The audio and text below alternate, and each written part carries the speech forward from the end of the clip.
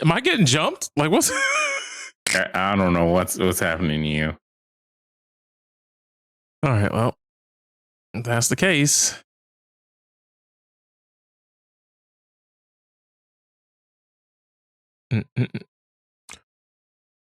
What's going on there, kings and queens and everybody in between? It's your boy MFC coming back at you with yet another episode of the greatest podcast you've ever seen, known as Clout.WAV, with the greatest and most extravagant host you've ever seen here on this or any other airwaves, Subtle Fraudulence.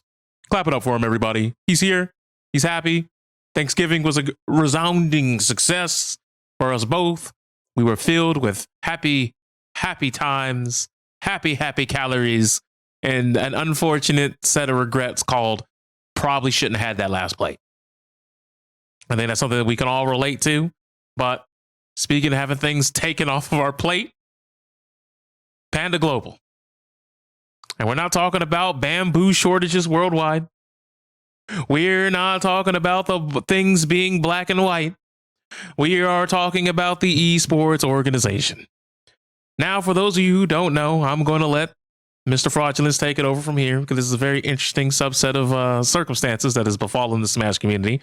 As if they needed anything else negative to happen, especially now. But please, go on.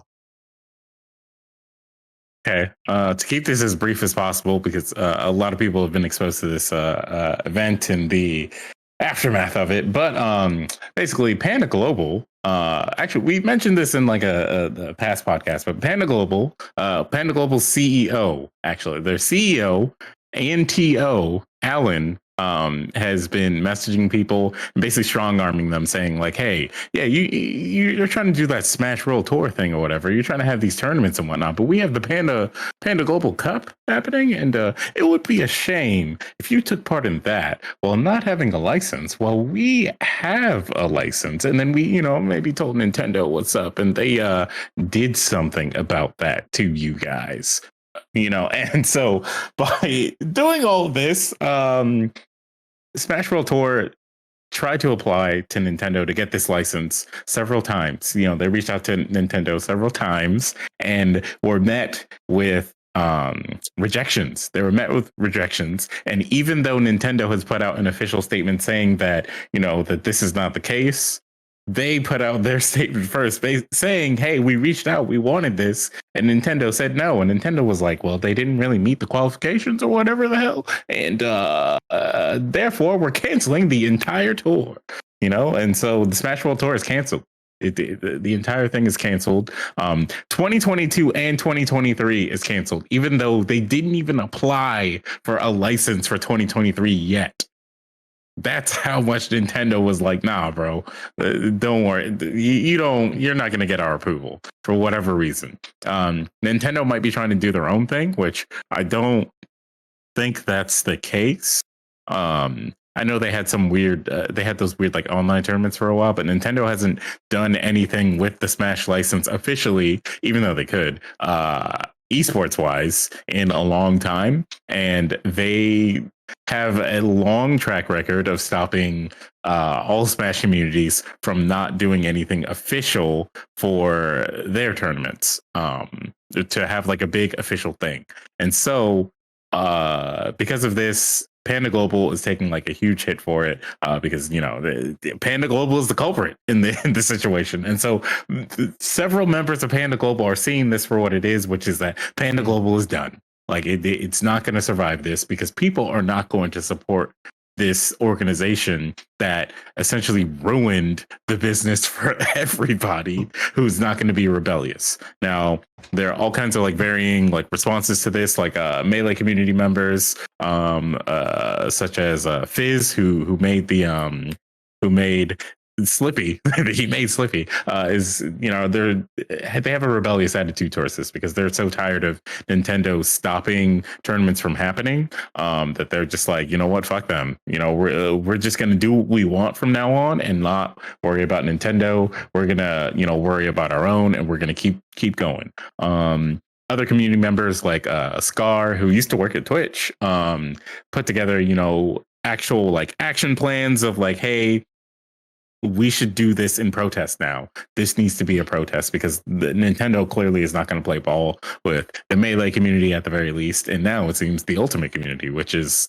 surprising because Ultimate is like their baby, and it's got to be, it's the highest selling game on the Switch platform right now, and it's the one of the 3 games on the Switch platform that doesn't perform like shit. So and we will get to that in a second. Yeah, bet you believe. But I'm gonna be honest with you.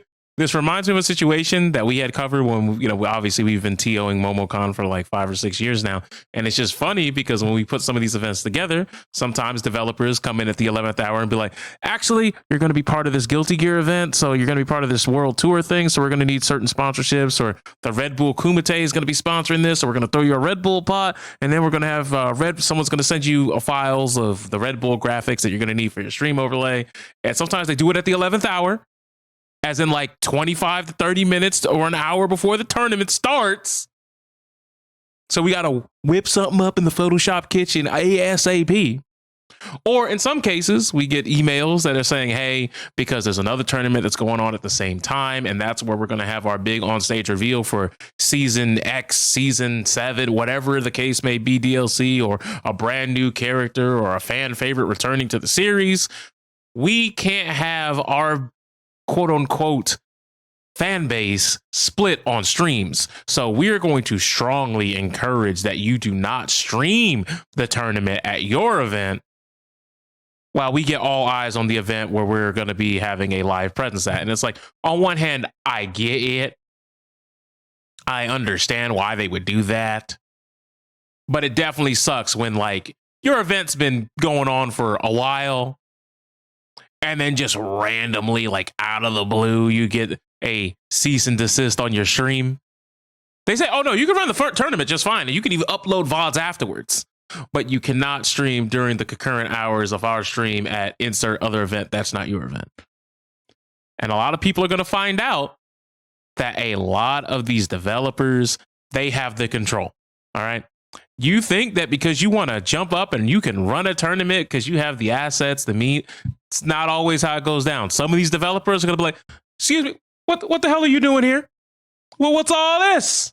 Hey, pal, you didn't get this sanction. You didn't run it by us. So, and they'll cut it out. They'll kick the feet out from under you.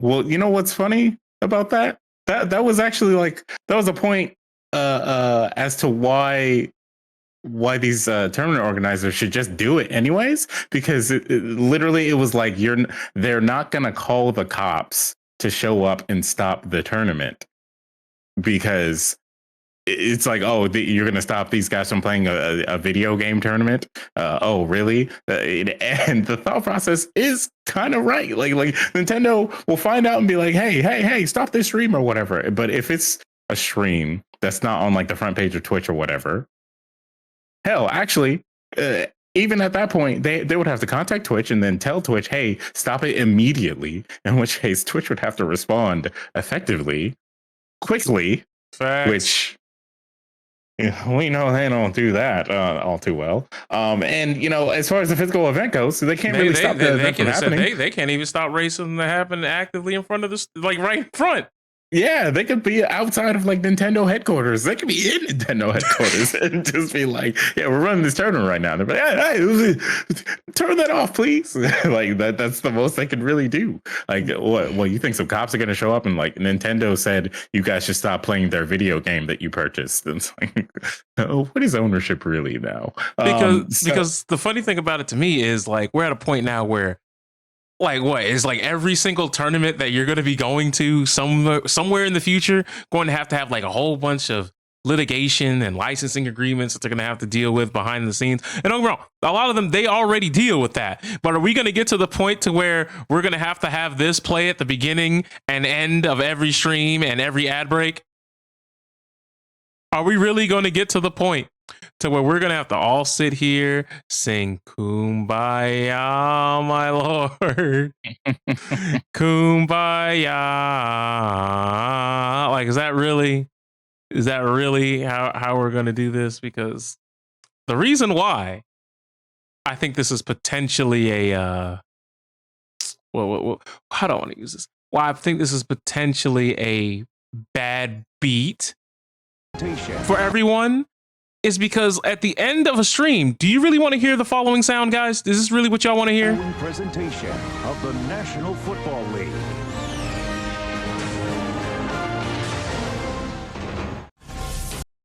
Now, if you don't know what I just played, it was basically a little snippet of, I don't want to play the whole thing because I don't want to get strict by copyright, but it was basically the old NFL stinger.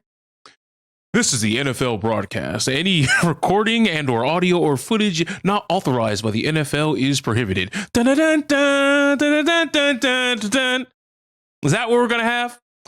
We're going to have the Nintendo ninjas, the Bandai bad boys. We're going to have the Cap cops just lying in wait. As soon as you go live, they're going to send Inspector Gadget to shut it down. Take her down. Here's the thing. Nintendo at this point is the only company that is working in this like archaic way of like, let's stop them from having the tournament that could just make us money and get us more sponsors for our product. That's not really going to make us money very much anymore. Melee is making Nintendo way more money in 2022 than it should because people want to buy copies of that game. If they re-release that game today, they would make at least 100K, you know, and all because the competitive scene and the people who like the competitive scene and want to get into it to a point where people have to get illegal copies of this game to play it now because Nintendo doesn't want to sell it, which is still dumb. Like there's no actual like functional reason to be so against a competitive community at this point for your game because you want money. The competitive community will give you money in many ways. It gives you free advertising because all you have to do is say, hey, this tournament's going on. We allowed it to happen. You don't even have to fund the tournament. You just have to be like, hey, we allowed it to happen. Support our video game. So which community is holding a bigger L then in this regard? Is it the Melee community or is it the Marvel vs. Capcom 2 community? Probably Melee because Marvel 2, they're people who found ways around the Marvel 2 thing, but also the Marvel 2 community is not like driving like sales. It's not driving like it's not making as much money as like the Melee or the Ultimate community is making right now. But if we're just talking about Melee, I don't think anyone's taking is even in the same pantheon as far as money making ability as the Smash IP. I'm gonna tell you that right now. Like you're not seeing like Marvel 2 tournaments like pop up or Marvel 2 like majors and whatnot pop up with like the same numbers as Melee, which I mean that could be the case if there was more like if there were more people pushing for things like that, but like just generally there's not, you know, and that's fine because that, you know, that game is old and there are other Marvel games that people play, there are other fighting games that people play. You know, that game falls in the general like fighting game community like spectrum anyways, so a lot of players play other games and some still play Marvel 2, but they're not like clamoring for Marvel 2 to exist tournament wise. You know, like they have certain tournaments that run Marvel 2 tournaments or have Marvel 2 side tournaments and things like that, and they're fine with it. But the Melee community is so big and they're so like they want that game to have such a strong presence that they're not gonna, you know, say, hey, let's just have a side tournament or whatever, or let's just, you know, have like 1 or 2 locals, or let's have like maybe a regional here and there. It's like, no, we want our circuits, we want our like big tournaments, we want our majors, all of that. We want all those things, and they shouldn't go just because the game is old, because we still play the game, and there's not really a fighting game out there that really matches up with Melee, and that's true. And yeah, you could say the same for Marvel 2, but like the community itself is not. But Capcom doesn't come off as draconian as fucking.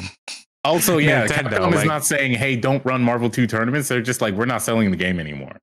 That's the big difference. Capcom is not doing cease and desist on Marvel. Nintendo's like, not only can you not play it legally, we don't want you playing it like that legally. Yeah. It's like don't use your legal copy of the game to play with other people. It's like, what am I supposed to do with this multiplayer fighting game? And it's like, okay, well, what if we have a bunch of legal copies and CRTs? Can we run tournament? Also, no. It's like, oh, all right, well then we'll just do our own thing. Like fuck you. And yeah, at this point, there's no reason for the community to even care about Nintendo. I've said this like a long time ago. I don't know why people who are like fuck Nintendo, whatever, like even think about that or factor that in. Nintendo has shown, look, the for last straw years, they're not gonna Nintendo should care. have ever had was when they looked at the Splatoon people changing their tournament names to Free Melee, and Nintendo said, all right, no more Splatoon tournament either. Yeah, see? Once that happened, nah, bro, it should have been wraps right there. It should have never even gotten to this point. We basically have to wait until the fogies at Nintendo have been wiped out and there's like a new guard to replace them who understands what happens in the year 2010, so that they will upgrade their software, so to speak, upgrade their strategy for business, so that they'll allow these things that are going to make them money. Does Japan still have the esports licensing people that you got to deal with over there? Yeah, they still do. Where it's like you can't even give away like actual monetary value as like a prize. You have to give away like an object. It's only to a certain amount of money. Like you can give like I think it's like a couple of $100 or whatever. It's like, I think it's something really low. Like if it's like 1K or more or whatever is the prize, then you have to have a license or else you can't get the money. Which Momochi was fighting that for the longest time, and even he had to cave and just get a license because he was just not making money. It's hard to stand by your convictions when you ain't got no home. That sucks, because like the main thing that's the problem with that is the committee. It's not necessarily the idea of having this like license so that the people who fund these tournaments or whatever can like eat good off of these tournaments. It's mainly that the company that's in charge of these licenses they're pretty corrupt. They don't run that in the most efficient way. They don't care about like the players. They care about like stripping people of money and like making money off of like the subscriptions as opposed to the sponsorships, as they should. But 9 times out of 10 marketing people don't care about the actual product. They care about how much money is it going to make me? Well, I don't understand how this works, so I'm just going to go by my old ways because that's what I learned in business school, which, man, you got to upgrade that software. You sound like an esports general manager over there. I don't want to be like those team GMs. Look, look, bro. And most of these team-based sports, if you have a team GM or a team manager, usually that is the biggest waste of capita that your entire organization is investing into. Because 9 times they don't even do shit. Some of them just make sure that the team is in bed by a certain time and practicing, but they're not even the coach. They're just making shit. They're just making sure that that Code Breaker 99 ain't doing crack in the streets. That's about it. And if he is, make sure he's in bed by 10. Just don't tell nobody. Don't tell nobody. That's what gives them the laser focus. Yeah. It sucks. Honestly, this whole situation is just, it's a pain in the ass because some people were looking forward to getting good. Like some people were supposed to eat real well off of this Smash World Tour thing because they were like, oh yeah, I got hired, man. We about to get the bag. We about to commentate. I'm about to get my face out there. It's a great hosting responsibility. It's a great commentary responsibility. It's going to give me a lot more, face time and screen time with the audience. There's going to be more people to get my name out there. Might potentially get to rub elbows and meet people and connect with people who I otherwise would not have the opportunity. And that's scrap too. Like there's a lot of things that were lost that just aren't the money and the ability to watch and or play and participate in a tournament. Right. It runs much deeper than that. And that is very unfortunate, especially since this is something that like a lot of work. Like, I don't think you understand how much it takes and how many hoops you have to jump through to procure venues, tournaments, people who normally are at odds with each other, who run competing events, to then all get together and put some differences aside, be the bigger person, see the greater good for the community, get into the same circuit. I don't want to say sing kumbaya because they definitely ain't doing that, but there's some TOs that got some static with each other, and they were willing to put their differences aside to try to make this work. Yeah, and like now you have big tournament TOs like VGBC in general is now at a point where they're like, we don't even know like what's gonna happen to us as an organization moving forward. They had to cancel two major tournaments that were going to be a part of the circuit, because at first, it was like, oh, Nintendo canceled the circuit, or Nintendo is the reason why the circuit got canceled. But these two tournaments are still going to happen, and now it's like, no, those tournaments got canceled, and they don't know what they're going to do moving forward, because that, on top of all this stupid like technicals drama, it has been making things very difficult for these people who have been supporting the scene for like 10 plus years. And on top of that, what is it? Main stage, or BT behind the summit, came out.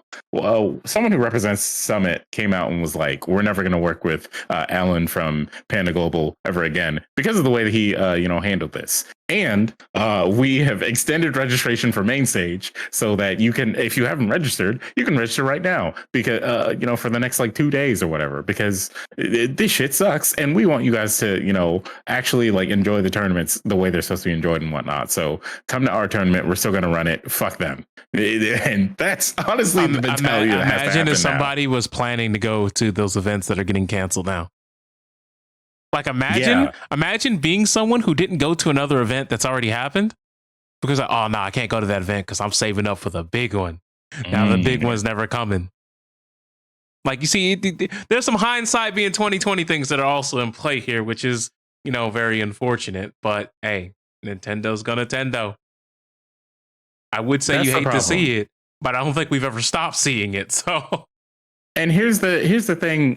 Here's one of the points that I've seen that does make a lot of sense and will just keep happening. A majority of the people who are out here are like, man, Nintendo sucks. They're the worst. Oh man, fuck Nintendo. Those people have Switches. They bought Pokemon.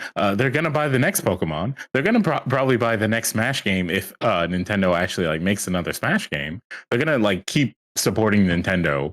Regardless of the fact that Nintendo is like saying, we want you to buy our shit and then leave us the fuck alone and don't touch your shit ever again. Like, just give us the money. But people have been saying this forever. Like, let's just take the lens, let's take the scope off of Smash. Let's just talk about Pokemon. Pokemon X and Y comes out. Buddy. People are like, all right, that's good. Sun and Moon comes out, and people are like, I don't know. Ultra Sun, Ultra Moon comes out, and they're like, this Z Move shit, this shit's ass. I don't, it's whatever. Then they come out with Sword and Shield, and people are like, the trees, the textures. Oh my god, the game is, oh my god, the cast, the story is so boring. The same game over and over again. Nintendo, look. Let me tell you something that makes me so like. This literally chaps my ass. You can literally, No, make this a tweet. This literally chaps my ass. There is a feature that is pretty much a mainstay in every game on the planet. You know how sometimes there might be games that have music that sucks and you don't want to listen to, and you want to listen to your own music? So there's the setting where you can go into the settings, go into the audio settings, and then turn down specifically background music. And you can still keep your game sound, you can keep your background sounds, you can keep your ambient noises. Like if there's a wolf in the background going, oh, oh, oh, you can keep that in, but there's no music. There's no music accompaniment anymore because you got rid of the music, and now you can have your own tunes with your Spotify or YouTube Music, whatever app you're using. For some reason, in Sword and Shield, they didn't have that. They didn't have that at all. If you went to the volume, it was all into one pre-mixed track. Unless you talk to a random NPC in the game who gives you a pair of headphones. He gives you earbuds. And you have to talk to this random pedestrian who just looks random. He doesn't look special. He's just somebody. And he gives you headphones. And when he gives you the earbuds, you now unlock the ability to do the basic feature where you can signify which individual source of audio you want to mute or slide down. You had to get an item to do that in the options menu. What are you doing, mate? Look, man, Pokemon, Violet and what's the other one? Scarlet? Yeah, Scarlet and Violet are probably the first game to be released in the last 5 years from a major company, developed by basically put under like a major company that's not an indie company, that doesn't have voice acting at all. And it needs voice acting because, the story has a lot of people talking. Look, I've seen a lot of, these clips where they have these fan voice actors, and honestly, it does add to the scene. Yeah. Especially when, someone's talking in a way that's supposed to be more grandiose and, they put the ellipsis in there. And it's weird to see a character being like,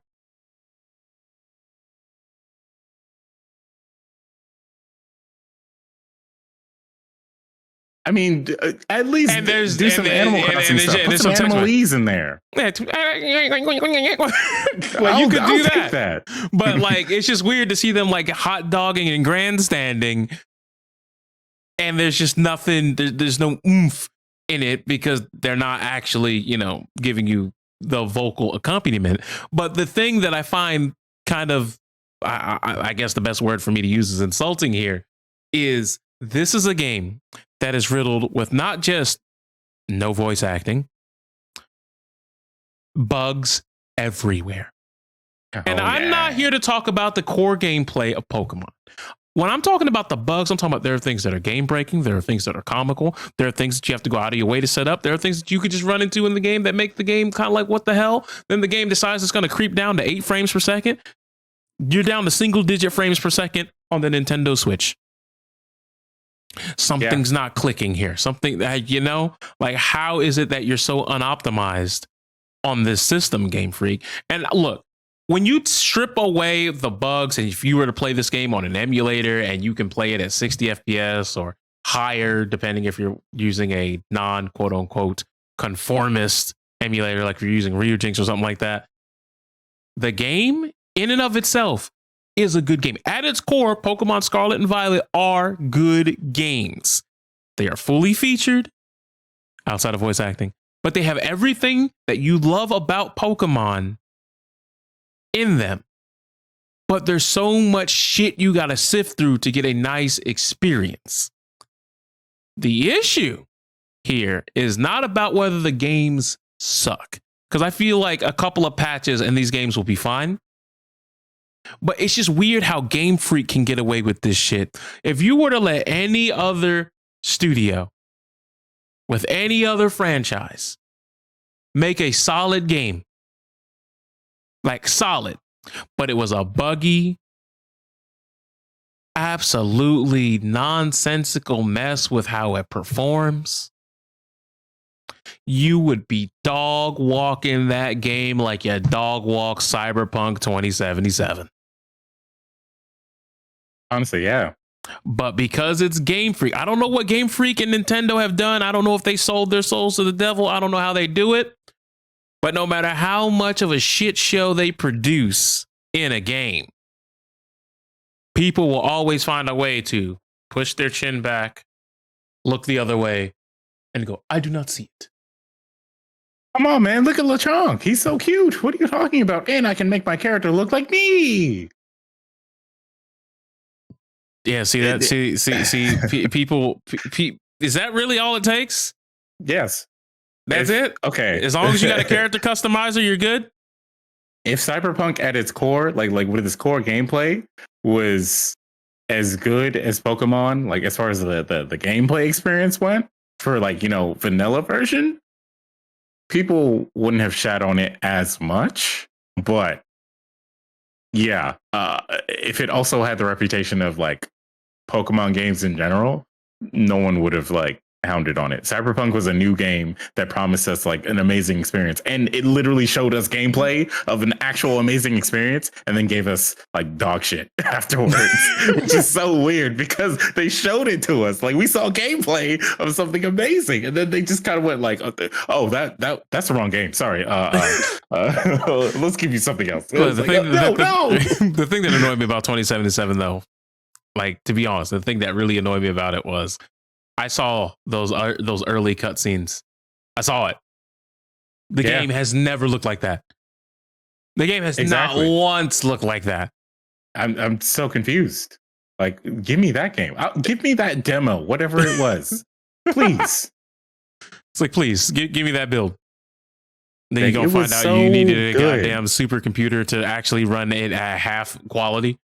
that was the main reason why the game had its hype, because they saw that gameplay and they're like, that's a video game I want to play. That's a new IP I want to, invest in. And then they gave us the opposite. Pokemon is an IP that people are familiar with and like have all kinds of nostalgia related to, and all kinds of things like that. So if you're just like casual Pokemon enjoyer, you're gonna be like, oh, this is gonna be a Pokemon game. I can play Pikachu, like whatever, right? Or you're a hardcore Pokemon enjoyer who played like every single Pokemon game that's come out in the last 5 years. You're still gonna have that like experience of farming for shinies, or running around battling gym leaders who look kind of cool. The Nuzlocke making a cool character. challenge. Yeah, there you go. Nuzlocks. Like day one, you had people doing Nuzlocke in this game that they've never played.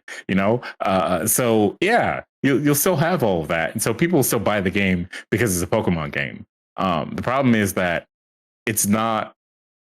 What the game was like, what, $60 at launch? It's not worth that money. Yep. It wasn't even worth half that money, because you could just buy the game that came out before it and have like pretty much everything that you got in this one, plus like less bugs, but a significantly worse story and worse map. Yeah, that's true. No, Sword and Shield was kind of like, I can't agree with your take here. Sword and Shield was kind of I mean, sure, but like it still gives you that Pokemon experience that people want. I mean, like I'm saying this from the perspective of someone who just wants that. If you want a Pokemon game, you always buy the new one. Unfortunately, you always buy the new one. It's just crazy. They've been shitting out like one every year. Yeah, that's kind of the problem. Like Pokemon needs a break, but they won't take a break, and they're never going to release a like 2D Pokemon game again. Actually, I realized something now. What? They released 2 this year. Arceus came out this year. Yeah, that's another thing. You have like the weird subset of people who played Arceus and were like, this should be how Pokemon games play in general moving forward. And they kind of expected that from this new one. But, real ones know. They were never going to do that. I was like, look, isn't that a nice experiment over there? Pokemon Legends Arceus didn't even have traditional online, bro. Yeah. So you should have known. I'm telling you. That's hard. Nintendo has to abandon the Switch, but they're not going to do that for like at least another like year or two, at least, because people are still buying Switches. People are still buying games for Switches. Like, why stop? It's strange. They like money, and they like selling their products, but they don't. Sometimes I don't know, man. Of making money. Sometimes I don't know, man. What, Nintendo? You think they don't like money? Nah, they love it. But they just realize that they can make more money. They can make the same amount of money with doing less, with less effort. Which a lot of people are making that. Capitalist. I mean, yeah, a lot of people are saying that about gaming in general. Which, yeah, but that's mostly because they're like killing the passion for all the people who are passionate about making video games. Because they're like, hey, yeah, why don't you come here and work for like 14 fucking hours to make this game? I don't know about you, but if I was excited about the game, if it was my dream project and I worked 14-hour days, like 7 days a week, 6 days a week. And if you're living in Japan, 7 days a week. In Japan, sometimes you do all that, you still make less than $30,000 a year. Exactly. In terms of USD.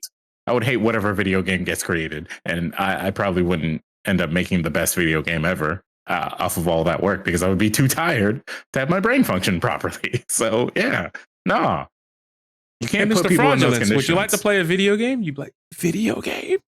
Video game? Get that thing away from me right now. A true PTSD, bro. Actually right triggered. It sucks that Nintendo isn't living in this century when it comes to the making games. I mean, God damn it, look at Call of Duty. Like, sure, that game has a lot of problems, but at least it's kind of worth the price, At least like the experience is worth the price. You're playing the game and you can like have a somewhat stable experience for most of the time. Like, they can't even say that about like the last 3 or 4 major Nintendo games that have come out. How do you guys think that Breath of the Wild 2 is going to function on the Switch? Like, How do you think that's going to work?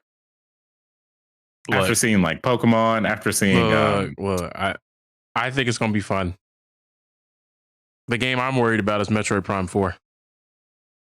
you have so much hope, man. You have so much hope. What do you mean You hope? think Nintendo's doing all this, and you think that Metroid Prime 4 is like coming out anytime soon? Come on, bro. That's going to be for the next console after the next console. Like they, they don't even know. Also, not the 2033 release. as a Bayonetta fan, I must tell you, you don't want it on the Switch, man. You don't want this. You actually want that game to come out in like maybe 2 or 3 years, because as a Bayonetta fan, it hurts. It pains me. Like, like you hold it off if you need to, but like, don't give us what we got. Don't give us what we got, man. You can't even see what you're doing. That half also the time. worries me. I want Prime 4 to be good. Someone decided, yo, remember Astral Chain? Let's do that with kaijus in this Bayonetta game. Yeah, let's I heard have you don't giant have monsters on the screen. You don't have active weapon switching in Bayo 3. I mean, you can still change your sets. Like, you still have a button that lets you do that, but you can only have 2 sets, and you have like twice as many weapons as any other Bayonetta game, really. Yeah, you have like twice as many weapons as you did in 2, and yeah, you only get 2 sets, and yeah, the switching system is kind of whatever. I'm more worried about not being able to see what's on the screen half the time, because there's just too much shit going on, and the frame rate kind of kills itself while that's happening. And the Switch don't be keeping up. Plus, the game doesn't really focus on like, you know how like Bayonetta games, it's like, hey, here's a verse, here's this room, and you're gonna fight monsters, and do all your cool stuff or whatever. You have like very little of those compared to the random events, like, hey, let's dig for water for this character who's dying in the desert, or let's have a kaiju battle with these 2 monsters that are big and slow. Like, let's do that. What the hell are you doing over there? Playing No More Heroes? I don't know what's maybe No More Heroes 3 is a little bit better. I can see it in your face. That hurt you to even say that. Man, all I wanted was Killer is Dead gameplay with No More Heroes story, and that's it. That's all I needed for No More Heroes 3. And you know what they did? they couldn't do that. I mean, they couldn't have more than like 2 NPCs on the screen at a time. Like, so the Switch is just kind of ruining bigger games. Yeah. As time goes on, it's going to be very hard for that, hybrid console to actually compete with, its contemporaries. Because, I mean, hell, the things it was meant to quote unquote compete with are already left behind. Exactly. We're on the 5 and the Series X now. Mm-hmm. And, developers are starting to unlock more of the potential, the latent potential in those consoles, and make bigger and better games, to the point to where it is very rare now that a AAA developer makes a game that's multi-plat, and then it also has a Switch version. Yeah. Because remember, back in the day, we used to hate when, oh my God, the Switch or the Nintendo Wii's holding us back because they got to make a Wii version of the game. And then at some time, there would be games that would come out, and like the Wii version of the game is just not the same game. You ever play any of the Call of Duty games that came out on the Wii? No, I have not. But I heard they were quite something. Yeah.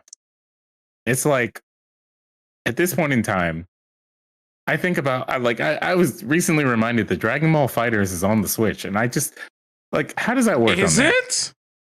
Yeah. Because I know MK11's on the Switch, and you don't want to see that. That was bad. Oof. MK11 couldn't even function properly on the Switch. Like, come on, man. Like, I just wonder, how does Dragon Ball work on the Switch? Wait, so have you seen what Mortal Kombat 11 looks like on the Switch? Like, have you seen it? Yeah, I've seen it. How there's no shadows? Yeah. And, like, everything is, like, this weird... Like, they had to change the lighting, and everything looks like it's a very polished PS3 game. Yeah. There's really bad anti-aliasing, and that's how Bayonetta 3 looks. And anytime there's like a glow effect, the game like loses like 8 to 10 frames. Yeah. You know what? I'm gonna go look it up. Dragon Ball Fighters Switch. They did some magic or something, or that version is so did they bad. get the DLC? I have no idea. I actually don't know. They got lab coat. They did get lab coat. They did get it.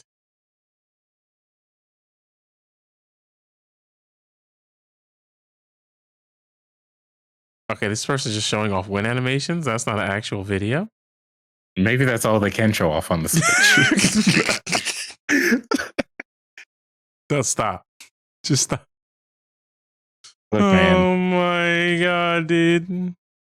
Oh my god. I can only imagine with that rollback net code and everybody on Switch being wired. Oh my god. You know that's not happening. Come on, bro. No, they don't have wires. That's what I'm saying. It's worse. Exactly.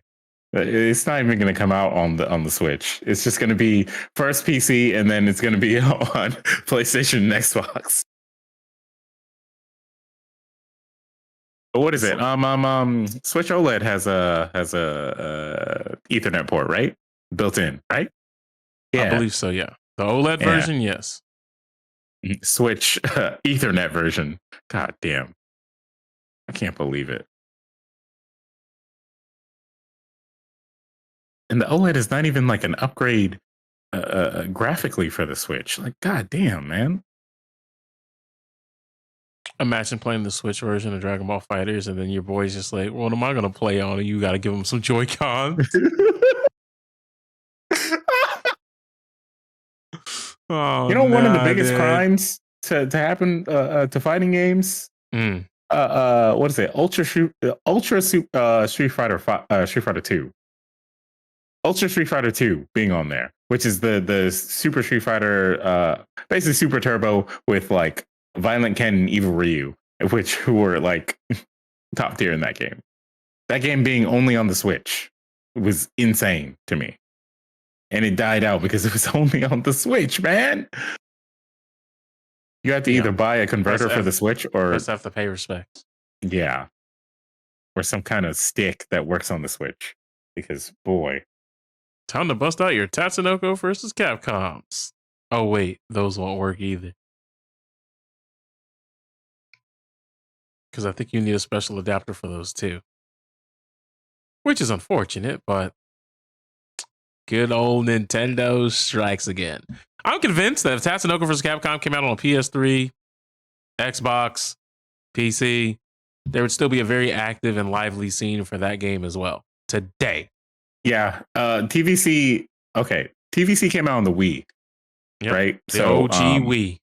So you had to either buy the TVC stick that was for the Wii, or you had to have like a Wii PCB in your stick for it to work on there, or just bite the bullet and play on GameCube controller.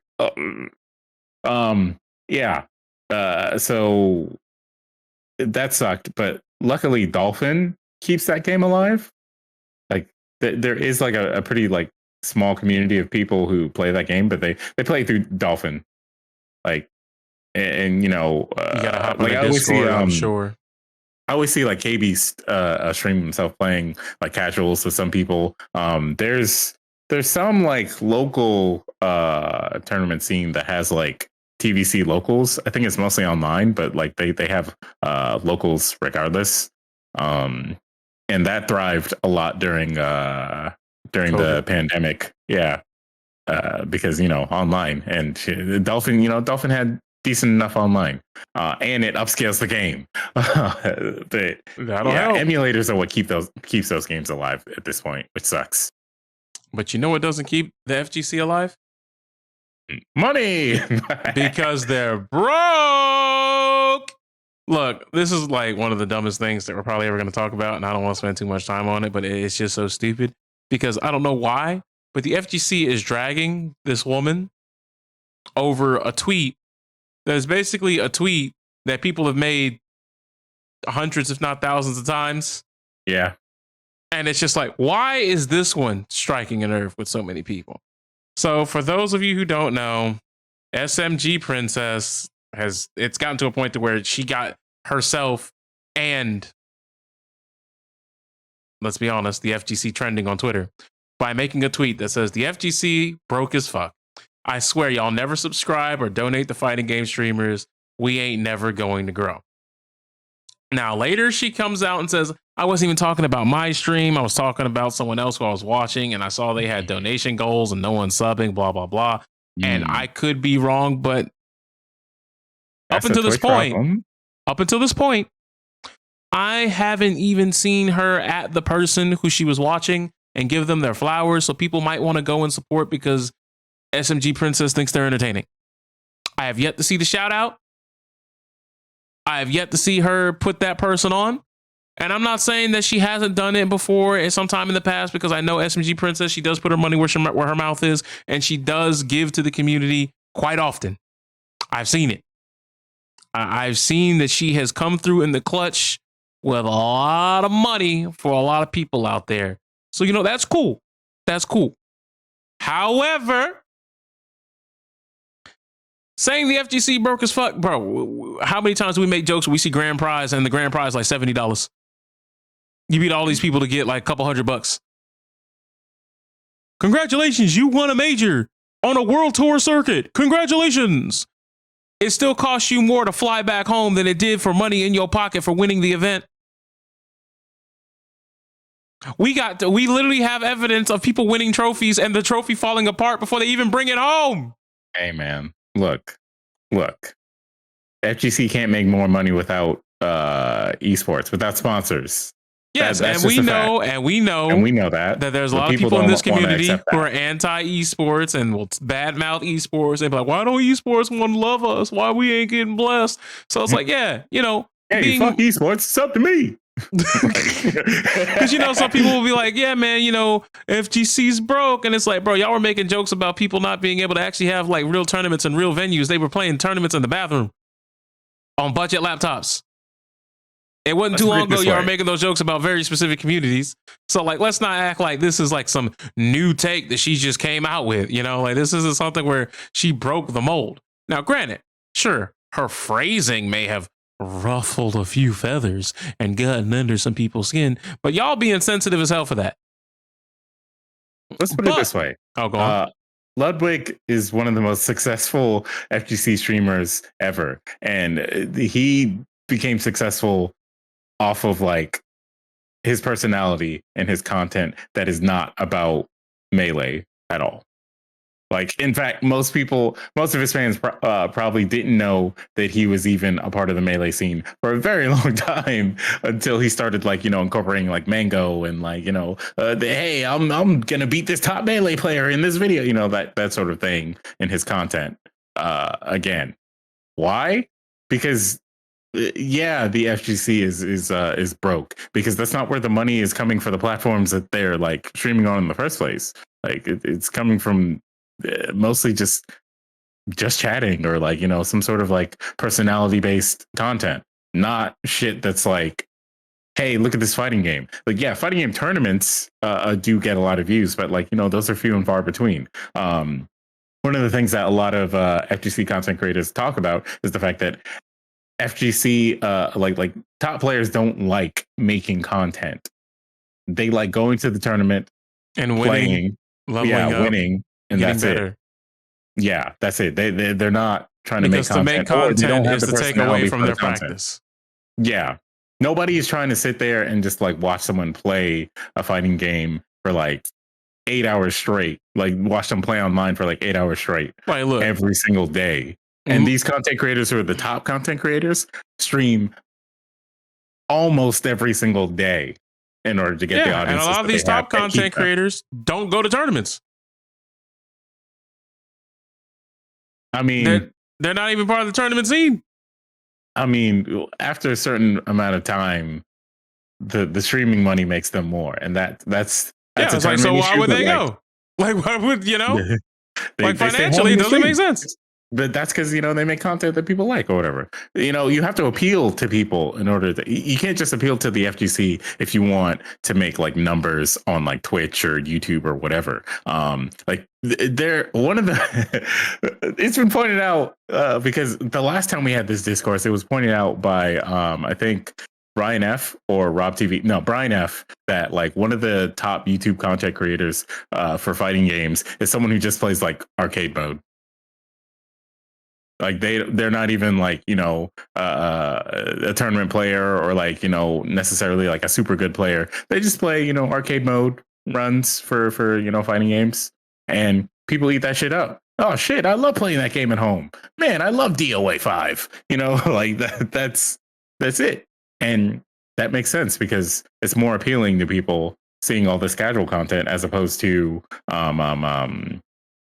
what you call it, as opposed to like seeing Justin Wong beat up somebody or whatever. And even then, Jay Wong is a content creator now, and he doesn't make like, the toppest of top numbers. Why? Because him being Jay Wong only has weight in the FGC and then like the outer circle of people who are like adjacent enough to the FGC to have seen like the Daigo parry and be like, oh shit, that's that guy from that thing. And that's it. Or people, or deep cut fans of what was it? The tester? No, not the tester. WCG Gaming or whatever that reality show that he was on. Like that's about it. That's really about it. Because Justin makes content related to fighting games. He's like one of the best fighting game players ever. So he just plays fighting games, like whether it's through Fightcade, arcade mode, whatever. He makes all this content, and of course, it's not like top 10 YouTube content or whatever, because you still have to have like that niche to enjoy fighting game content to even like get recommended his shit. So yeah, FGC is not broke, but it's not making fucking Ludwig money. It's not making Kai Cenat money. It's not making Hassan money. Of course not. Why? Because the FGC content creators would have to do other things besides just play fighting games. And 9 times out of 10, they don't want to do that, or they can't do that. Like there's not really much they can do that people are going to like enjoy unless someone comes into a room and says, yo, you need to do this. Like, yo, Ajahn Obama is one of the most entertaining FGC content creators right now. And he gets numbers mostly from his videos where he just talks about certain things in the FGC, whether it's like he talks about cameos in fighting games, or he talks about like the fighting game scene, or like recently he put out a video that was about Evo Japan and how like Evo Japan numbers are literally up in the air because of how long it's been since Japan had this tournament, shit like that, which is not directly fighting game related, but it's like good enough for you to send to your friend who's never like cared about a fighting game besides Street Fighter 2 and show them this video, and they're like, damn, oh, that was really cool. That was really interesting. I didn't know that. Hey, I didn't know that that Garo was in that new JoJo's game. That I love that anime. I watched it when I was a kid or whatever. Or I didn't know insert TikTok star here is doing a voice for a character in this fighting game. Like you can't get mad at the community because you're not like appealing to people in that way with your streams, right? Because fighting game enjoyers don't want to just watch fighting games 24/7. They have lives, and you can't just make everything about fighting games, because those people tend to be kind of odd, or they just want to talk about fighting games forever. And like, I don't know about you, but I don't always want to talk about fighting games, and I love fighting games. No, man, that can't be like the only like when you make it the game genre you play your only personality type. I mean, shit, we tried to make this mostly about fighting games at first, and that didn't work. Look, we talk about other shit because, hey, man, sometimes there's just nothing going on. Look at the nominees for Best Fighting Game of the Year. Sifu is there. Sifu is probably going to win Best Fighting Game of the Year. Hey, man, watch out. The Ninja Turtles coming for you now. Like, look at that, man. Like, we didn't even have that many fighting games that came out that were like appealing to people. But Strive didn't even come out this year. Yeah, Strive came out last year. What is it? DNF Duel came out this year. KOF 15. Still surprised KOF 15 came out this year. It feels like it came out longer ago. An expansion to the existing JoJo's fighting game. Like, what is there? Like, what is there that like you can really say to someone who is looking for like the latest and greatest fighting game? The FGC doesn't even like DNF Duel that much anymore, man. Like, come on. Yeah, that game got unfortunately it got cooked. When you real see hard. people like when you're someone on the outside and you're like, hey, I just bought this DNF Duel game because it's brand new and it's like it looks really fun, and hey, I played Dungeon Fighter Online, so I want to like check it out. And then you see that on Twitch it has like 96 viewers at best. Do you know how many people are playing that game right now? Not that many. Well, there is a online tournament. TNS is going on right now, I think, but yeah, it's probably like somewhere below 500. Well, I can tell you right now. Okay. On Steam. Oh, I'm talking about like push numbers, like who's viewing it right now. Oh, I know, but I was just saying on Steam, there are currently 40 players that are playing the game. Yeah, that makes sense. 30-day average is down to 27 players per day. I mean, it's mostly because, if you're a random person who doesn't know anything about the FGC and you bought this game because you wanted to play it, and then you see everybody being like, man, that game is trash. Nobody should play that video game. It's like, damn. That game sucked. Get rid of it. Nobody wants to play it. Damn, I'm never gonna play. So DNF Duel the way it does. DNF Duel's entire directory has 14 viewers on Twitch right now. Exactly. Even Multiverses, the free-to-play game, does not have views like that anymore because people eventually were just like, I don't play this game anymore. It's not that appealing. It's kind of jank, and they're like, I don't even want to watch it that much anymore. Yeah, you have your diehard fans who still like pay attention to it, but like, you need the casual audience to care, and that's hard to do. If you don't have the casuals, you ain't got jack. Yeah, that's hard to do. Again, Call of Duty made what, like 8 billion sales on Modern Warfare 2, even though that game came out jank as fuck. Like, and why? Because everybody will pick up and play Call of Duty, and everybody will know that like if they buy the game, they will always have people to play with because there's always going to be somebody there. I mean, your racist uncle is probably going to buy a copy of Call of Duty and then get on there and then say some wild shit. He's like, yeah, well, I sure love shooting. Like whatever. Like, yeah, you can't say that about fighting games because people fall off of these games quick. I mean, hell, people are still playing Monster Hunter World right now. I just want y'all to know that Monster Hunter World didn't die, and Rise is out, which is apparently now coming to Game Pass and also the PlayStation 4 and 5. So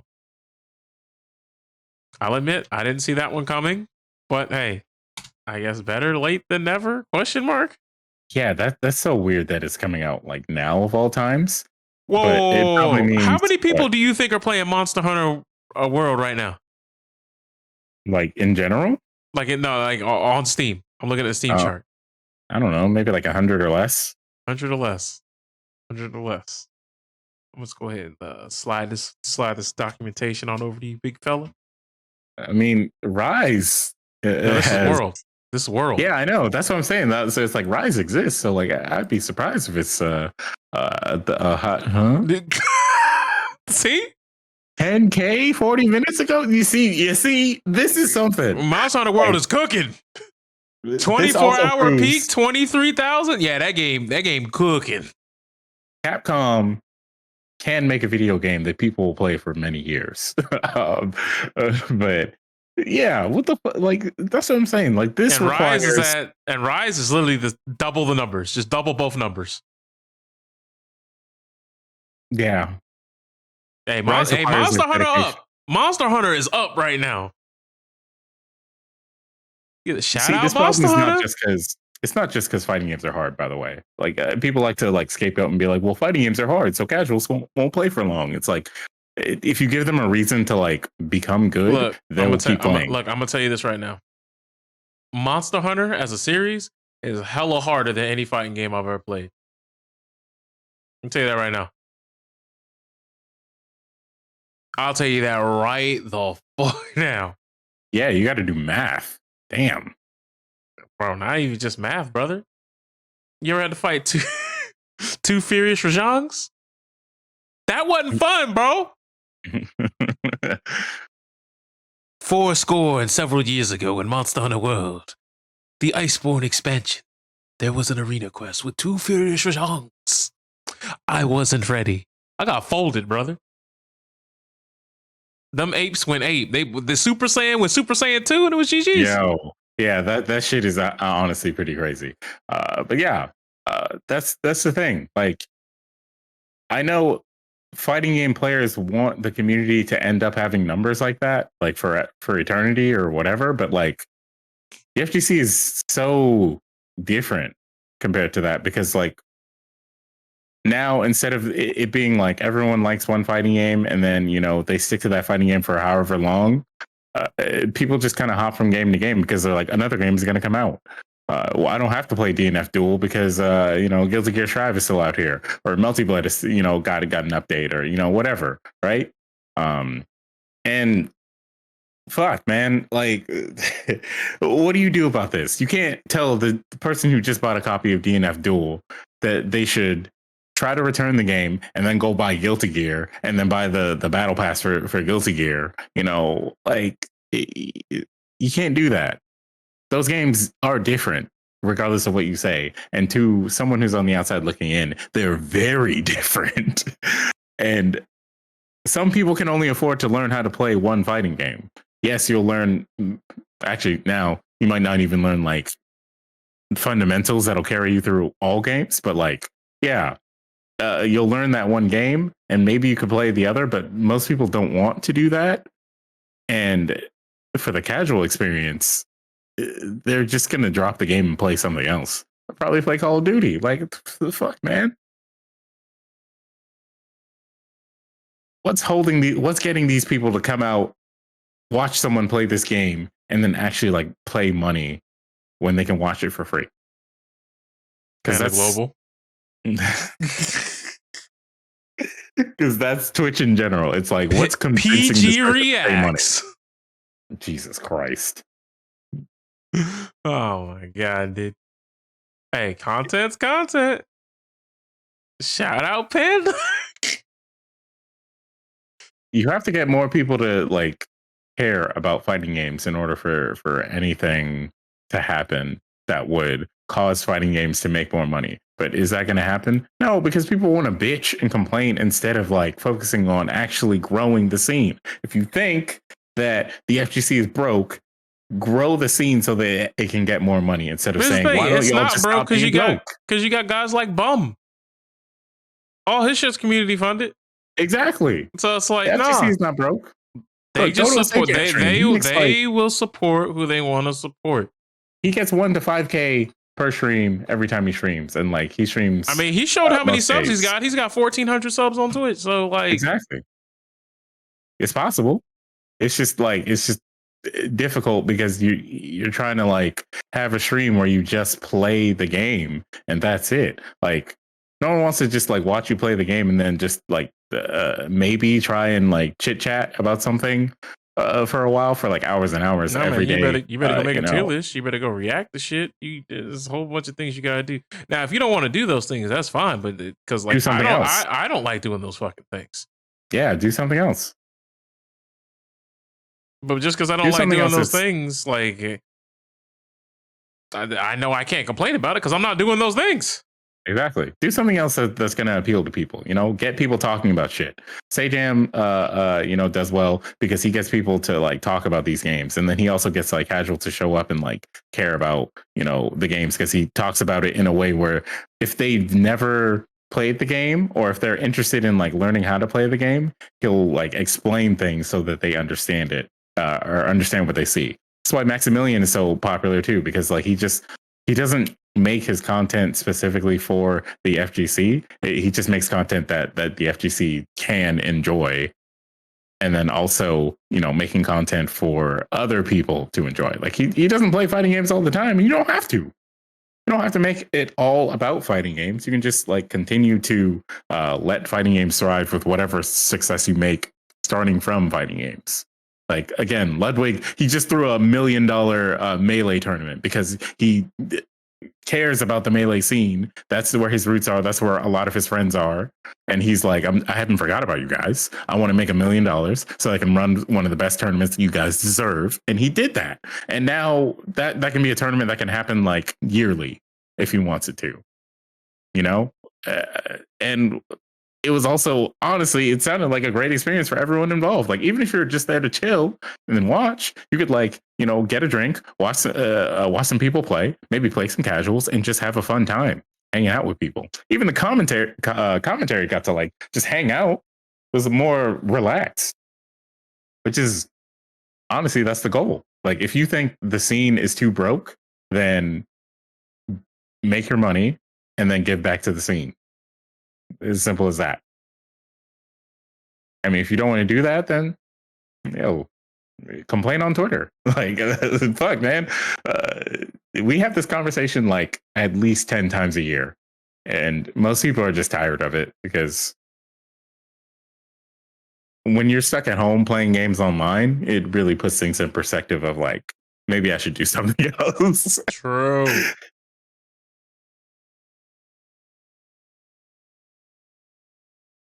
Yeah, I got nothing else to say about that. Like it's as simple as that. Like, if you have that passion for the scene, help your scene get better. Not even just like getting better at playing the games, just getting better at like appealing to other people, or like, you know, having tournaments that the players deserve and all those things. Like, like get your friends to, you know, hop on not just your stream, but like, you know, maybe some content creator who likes stream and be like, how do you feel about this? Like, was this fun, or what didn't you like? And then tailor it to, you know, their suggestions, because they're still like, they're potential fans. Sometimes you gotta know what your audience even likes in the first place. Exactly. Otherwise, you're just aimlessly throwing things in the dark, and sometimes you'll have something that's a hit, you don't even know it, and then you never do the thing again. And then people are like, oh, that's not a constant thing that they do on their stream. So then they start coming back because they don't think that you're doing that. Right. Don't end up like the Overwatch League, though. That's very bad. Oh, boy. Apparently, they might be running back to Twitch, which is, I think is hilarious. That's funny. Yeah, that is hilarious. But speaking of Overwatch, that new character, that's going to be a problem. Have fun, Overwatch players. Hey, shout outs to Ramatra, by the way. But yeah, I saw that man's ult, and I was like, bro, he shoots through Rhine Shield, bro. Yeah, I was like, did you see him 2-shot Rhine? No, he 3-shotted Rhine. I was like, hello, is no one afraid? And he's a tank. Did you see Pharah? Echo? Mercy? Gravity squeeze. He's actually just Magneto. Yeah. He's got gravity squeeze. He's got magnetic blast. He's got a story about helping his oppressed people through the violence way. And he's rocking vibranium and purple. So hey, you got him. But speaking of people rocking things they probably shouldn't, we got to talk about Chris Pratt and his Mario performance. Let's go. Worst let's go in history. Wish I could unhear it. Not the worst, but like, yeah. Who's worse? I mean, it wasn't. Who's worse? I mean, there are definitely people out there who've done worse. Like I mean, there are other actors who would have delivered a worse experience or whatever. But like, I think the movie's gonna be fine. I don't think he's gonna suck as like a movie experience. I don't think he's gonna. It's just the Let's Go man, completely flaccid, brother. Nothing. I feel it sounded like that was done that way on purpose. Like, you know, at some point in the movie, he's going to do better, or they're actually going to just switch him out with Charles Martinet. Like when he realizes he's true Mario, they're just going to put in like actual Mario voice actor to voice the character. So it's going to be Chris Pratt, and he's going to like stand up. He's going to like, it's me, Mario. And then then all of a sudden you're just gonna see well, remember they said there's gonna they established that there could be a quote unquote multiverse. Yeah. So there's probably gonna be Game Mario who's gonna be like, thank you for playing my game. Exactly. So I'm not sold on like this idea that Chris Pratt is just going to do really bad, or that whatever we saw in the trailer was the worst thing I've ever heard. Whatever it's a movie. It's a movie, and they've got regular actors voicing these characters. I'm not expecting the most amazing impression of Mario from the games because. One, that's a little too cartoony for what the movie is trying to sell. And two, Chris Pratt doesn't sound that bad with the character and the way he looks and whatnot right now. Like, it's more funny than it is like bad to me. It's like he's like, let's go, and I'm like, oh okay, someone paid him to do this. Like he probably would never have said it. In which case, remember the Mario live action movie? And that movie was hilarious. As a kid, I didn't even know that was connected to the actual Mario series for like the first 4 or 5 times I saw it. You just thought it was like, these guys are funny. Yeah. It like did like even when like I knew this is the Super Mario Bros. Movie or whatever, it was like it didn't click of like this is supposed to be a movie of that video game that I play. It was literally just like, oh, haha, Mario and Luigi. Oh, what an interesting take on this. And then it was you like, want to know what pisses me off about that movie more than anything, though? The grown man being Bowser? No. That's like second place. Okay. Do How about the you fact know? that at the end, it actually turned into like an interesting concept for a movie at the very end, and then, it never got a sequel. So, do you know? Okay. Who that was supposed to be in the Mario movie? The woman in the red dress. Woman in the red dress. Mm-hmm. No. Pauline? No. In the old Mario, like the Mario Bros. Movie you talking about, the old live action. What woman in red dress? The big black lady and the overweight black lady in the red dress. Like, oh, you handsome. Birdo? No. No. like who was that supposed to be? No. It's supposed to be Big Bertha. If you don't know who Big Bertha is, it's the Mario Bros. 3 fish. And I'm only mad because you know the stereotype about black folks. Yep. Can't swim and got big lips. Big Bertha's a fish with gigantic lips. Yep. So yes, ladies and gentlemen, that is the only thing about that movie where I was like, I fucking hate you. The female version of Boss Bass. Shout out Boss Bass. Hey man. Anyway, the new Super Mario Bros. movie that's coming out next year. It looks good. I think a lot of the voice actors the actors that they chose to voice certain characters are going to do fine. Some of them are going to be kind of weird. Hey, Keegan-Michael Key as Toad. I gotta give him an apology. He's working his ass off over there. Yeah, he sure is. I think the movie's genuinely gonna be good. Like I just think it's gonna be good.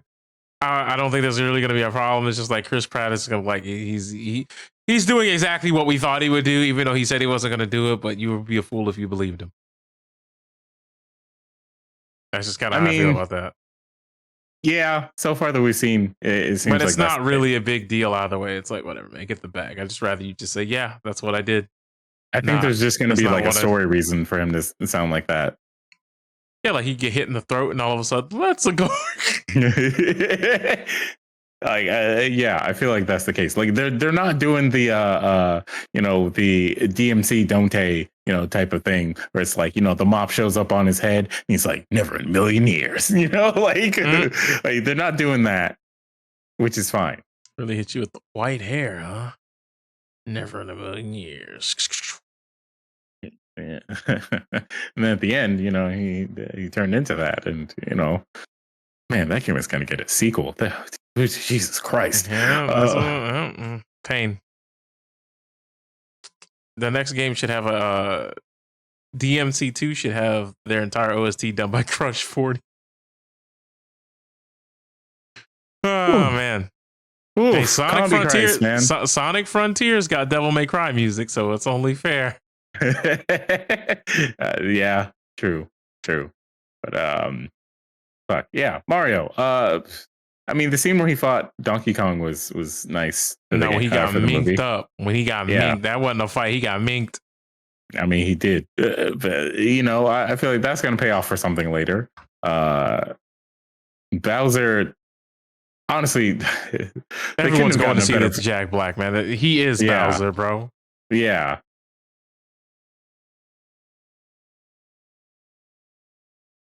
But maybe Jack Black is gonna like inspire Chris Pratt to do better like halfway through the movie, and then we'll get like a better like Mario voice or whatever. But I think for like a movie's sake, if Mario's just talking, it's kind of better if he just has like a regular man speaking voice as opposed to like cartoony voice the whole time, because you can't really take that seriously, can you? Bowser, you will prepare yourself for battle. Yeah, now you sound really now you sound like a Yu-Gi-Oh side character. Exactly. We don't want that. I mean, shit. Remember when they made that one character Australian for no reason because he has a crocodile? Okay, when you said that, my first thought was, you talking about Kano? Hi, baby. Talking about Yu-Gi-Oh. I know. Was that the Dino guy from GX? Was he that? No, he wasn't the Dino guy. But he did have a pet crocodile. The Dino guy was the black dude. Yeah, and his name was like, it was so stupid. Like, it wasn't Thornberry. Oh my god. Castleberry, I think. Yeah, it was Castleberry. And then they gave Jesse a southern accent for literally no reason.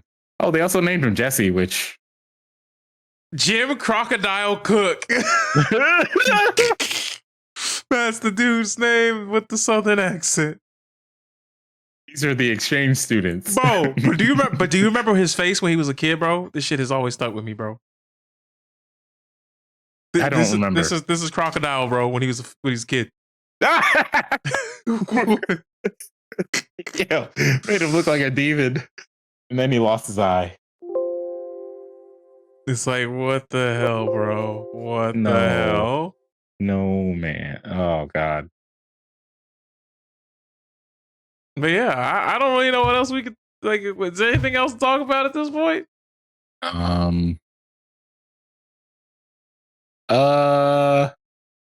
Okay.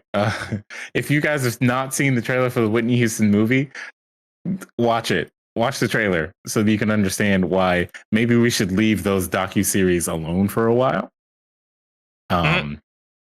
Two, if you haven't seen, oh my god, I'm sorry, I just saw something that like reminded us in general that that Street Fighter Cross Tekken reality show came out. Anyways, if you haven't seen the trailer for the new Transformers movie, you should. And don't judge it based on Michael Bay's movies, because this is going to take place clearly in the same universe as like Bumblebee, which was more faithful to Transformers than the Bayos was. What else? The Guardians 3 trailer came out. It looks good. It reminded me that this is like the last movie that Batista is going to be doing for a while, unless he renews his contract at some point, but he's probably not. Honestly, like James Gunn just continues to make like these really good comic book movies. Like the trailer looked like the movie is going to be a solid movie and have like serious themes. Yeah, it's going to be good. Yeah. Besides that, I don't know. Yo, if you see something about Ye, and you hear anything that he says and you think, yo, he's on to something, then I'm putting you on the list. Okay, I'm putting you on the list this time. Now, I'm not going to wait for the government to do it. I'm putting you on the list. All right, because we all have to be worried about anybody who heard anything that this man said today and thought, yeah, this guy's spitting right here. Spoiler alert, he co-signed Nazis, and he also tried to make it seem like, oh, not every Nazi is an awful person. He, in fact, was not spitting. He actually lost all Alex Jones sweat. hydration in his mouth. Like, I never in a million years thought that someone would make Alex Jones feel like they're crazy and he's the sane person in the room. Alex Jones had to be the adult in the room, and that's a lot. That's a lot, man. I mean, he still got that. He had that lawsuit that was trying to clean his ass out. Several lawsuits, and yeah, he has to pay several $1 million to several different families. Oh, also, apparently Ye's divorce has been settled. He has to give Kim $200K in child support, apparently, which could be the fuel for him showing up on the Alex Jones TV show today, because divorced dads. Jesus Christ. If you're a dad and and you have divorced your wife, please just adopt a hobby that's safe instead of going on YouTube, looking up videos from 2016 and saying this is what we denied. This is the real truth of the land and whatnot, because it's not. Those people were debunked, and maybe you should watch those videos that debunk them so that you can up your knowledge game. Up your software to 2018 at least, instead of being stuck in 2016 or 2015. Do not call it pre-pan 2.0. Pre-pan 2.0. That's tough. Ye's status as a celebrity is the only thing protecting him from getting jumped and disappeared at this point in time. And yet he complains that celebrities are all being controlled, and he's the only celebrity that that it is telling the real shit or some shit like that. And he also is trying to get the smoke from every celebrity out there. Which, I mean, if 20 of y'all team up together, I'm sure 10 of you could take on his security, and then the other 10 could take care of jumping him. Because some people. You just got to do it,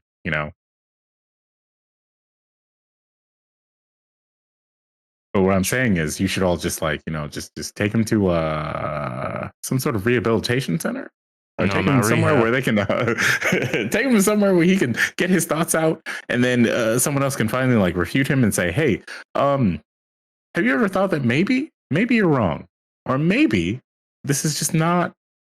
This is not the reality that you think it is. How about you? Yeah, remember, these people don't live in reality, bro. I mean, that's the problem. They can afford to not live in reality. Ye probably won't be able to afford to not live in reality for after a couple more months. But who knows? I mean, Alex Jones said he's making a bank, right? I don't know how you think how that's going to work, but yeah, he's making a bank. Not the right bank, but a bank. But don't worry, he's got to give it all away because he's tied up in litigation right now. Hey, man, he still has his crypto. Don't do that. I'm not lying. I know.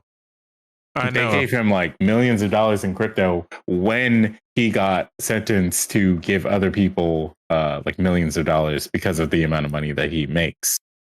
Mm-hmm.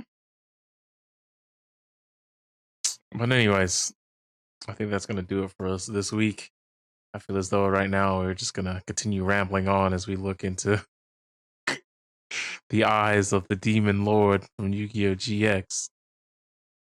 This is so bad. I'm just gonna put this on the screen because the people at home, you deserve to see it. You genuinely deserve to see what it is I'm talking about as subtle fraudulence closes us out. The This is internet me was a now. mistake. Don't listen to Ye. That's all. If you find yourself thinking that Ye West, the artist formerly known as Kanye, is making sense, take a moment, go outside, breathe some air, talk to your neighbors, talk to some people. Just talk to some people, some random people. Say maybe one of the sentences that rung true in your head. See how they react. See the way they look at you, and then move accordingly. And if you feel the harsh judgment of 1,000 suns, look how I look like on screen right now, and Take a break. firmly walk away. Take a break from social media or the internet or wherever you need to take a break from, but take a break. Facts. Because as always, the internet was a what? It was a mistake. And we'll see you guys next time.